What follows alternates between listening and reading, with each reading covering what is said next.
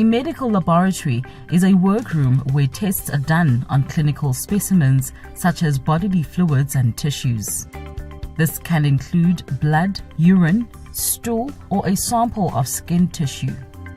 The samples are sent to the laboratory in order to obtain information about the health of a patient. The majority of medical laboratory assistants work for the National Health Laboratory Service, or NHLS. The NHLS is the largest diagnostic pathology service in South Africa.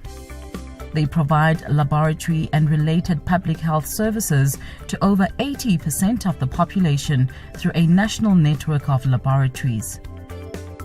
The main role of medical laboratory assistants is to prepare samples for analysis. They receive the samples after the registration process, checking it again to ensure that the samples are in the correct containers for the specimen.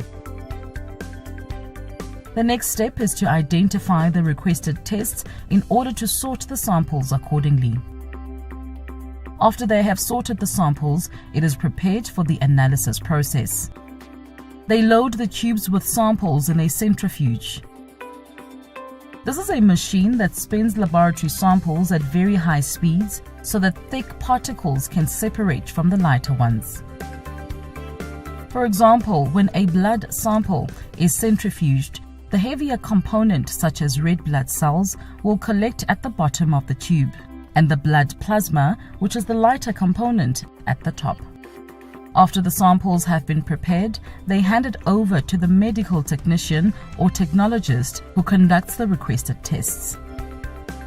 Cleaning and maintaining the medical laboratory and medical laboratory equipment is also part of their duties. Medical laboratory assistants handle various specimens, and it is therefore critical that they adhere to safety measures and infection control and be able to follow instructions. The ability to work well in team settings is also crucial. They must be able to work under pressure, as turnaround time is one of the most noticeable signs of laboratory service. That means that the results of tests must be available as soon as possible.